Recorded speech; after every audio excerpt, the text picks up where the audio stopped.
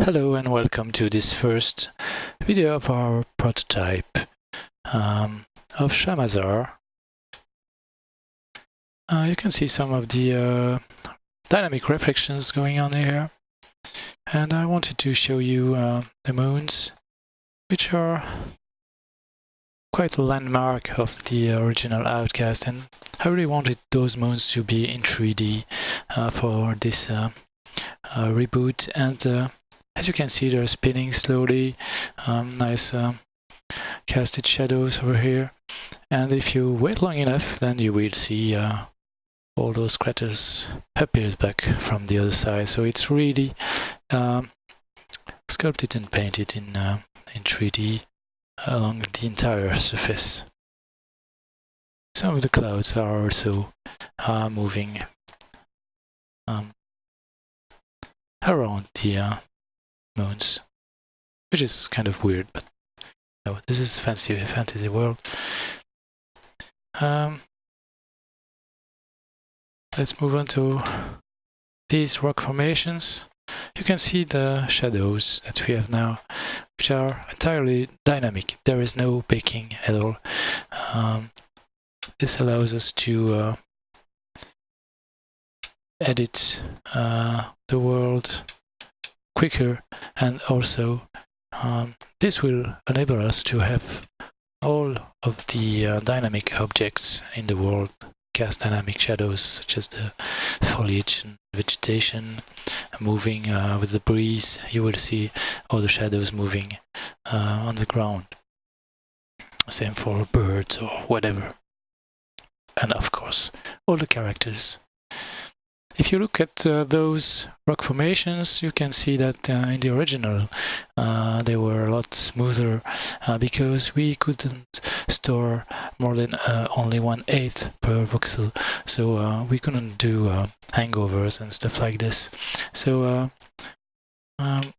we've put up in place a pipeline to process and import all the voxel data into modern sculpting tools, which are actually voxels. I will show you that later on in another video. We are using 3D code to resculpt using voxels the shape of the original voxel tiles, and now we can have a much more interesting silhouette and shapes. We have to keep the footprint, however, of those objects intact in order for the AI to be able to use the same cover data from the original game. The textures are, as you can see, not very realistic, obviously. That's really our goal, to make those look hand-painted, because Outcast 1 was hand-painted, and this is really a high-resolution rendition of what you'd expect when you look back at the original game. These textures are blended together using vertex painting, so we can easily reproduce the original look of the different surfaces and different materials.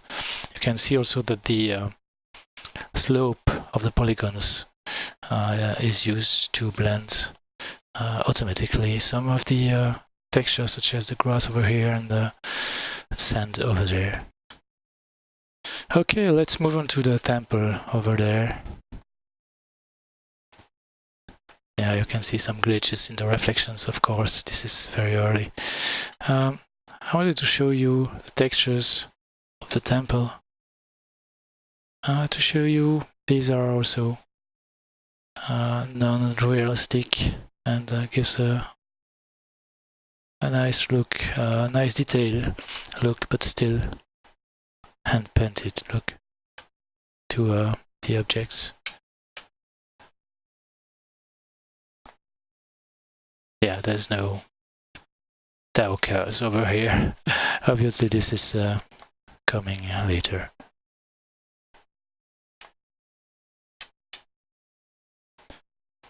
this is actually running in 1080p with a MSA 4X, and it's running smoothly at 60 frames per second. I'm actually running at 30 here because Fraps is capturing the frame, and that takes pretty much the same time as the rendering itself.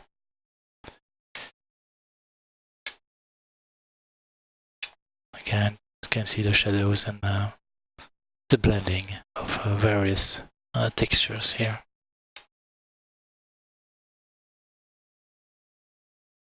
Thank you for your time, and speak to you soon.